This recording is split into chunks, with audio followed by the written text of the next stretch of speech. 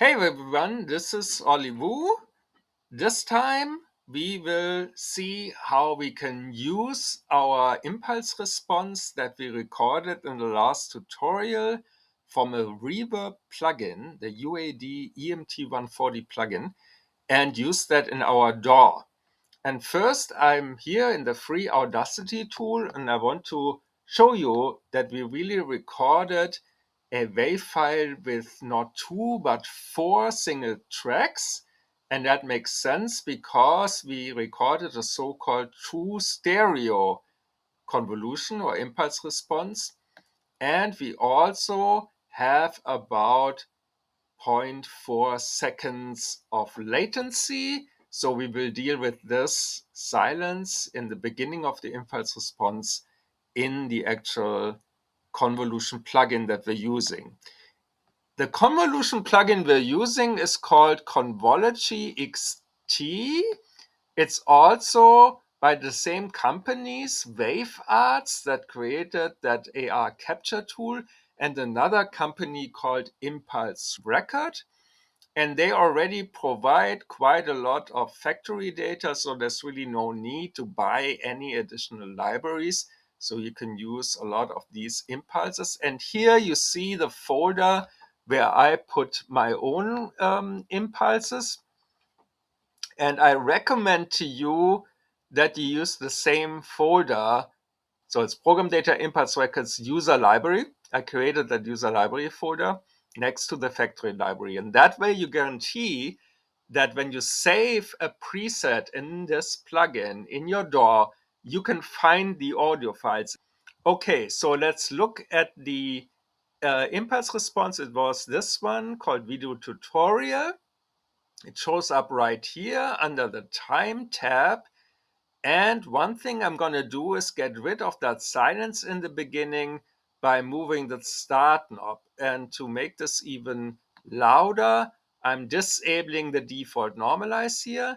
And I'm just dragging it until I see the highest spike here. Right? You can see it starts out a bit more silent and it continues more silent, but I'm just going to the highest spike about here.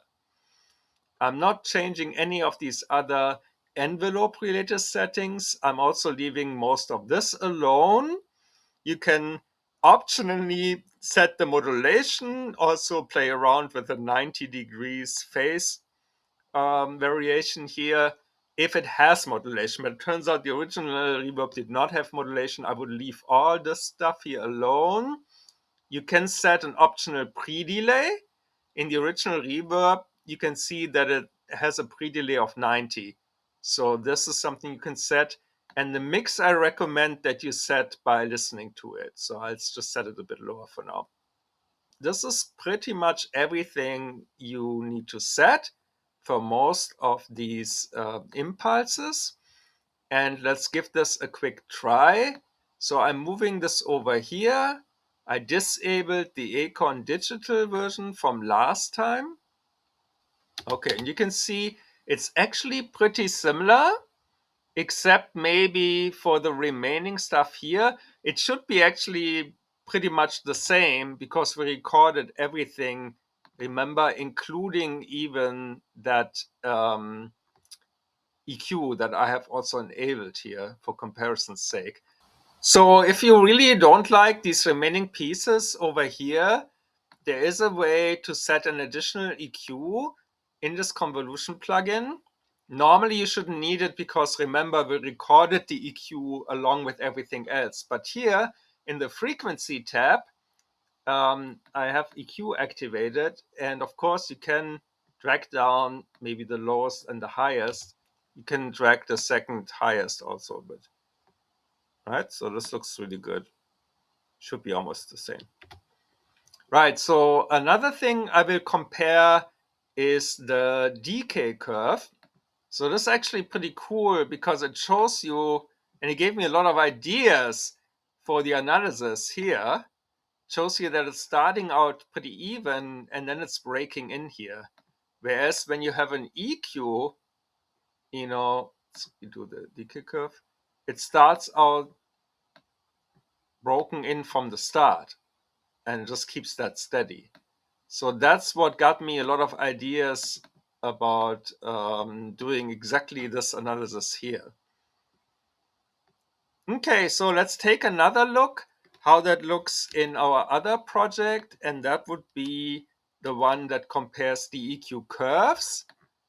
I put the convology in here, and it's coming up on the wrong screen, so let's put it here.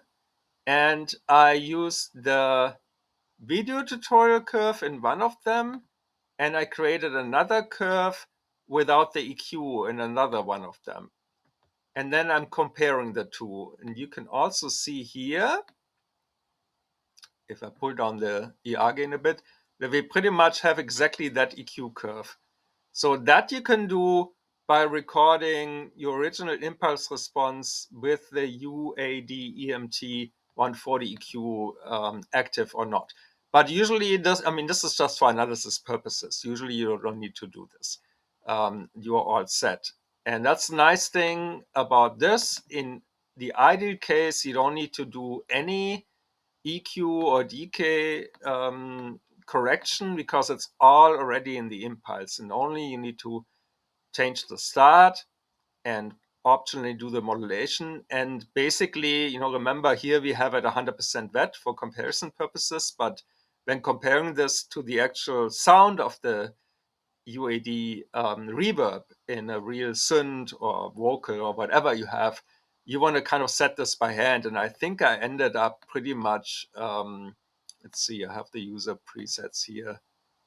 I ended up at even only 5% bit of modulation, although the original one doesn't have it. And I set this to 90 just by looking at the original preset. So you can look this up here. The pre-delay is about 90 millisecond. And then here, when I had my original Chrome plate, I also set the time to 90 milliseconds. So that's how I set the pre-delay, just by looking at it. And yeah, pre-delay is interesting because it just increases the latency when recording the impulse response, right? Yeah, so just remember that if you save these presets, you also have to move the accompanying wave files, the impulse response files, if you're going to another computer. So it's a bit more complicated than a normal algorithmic reverb.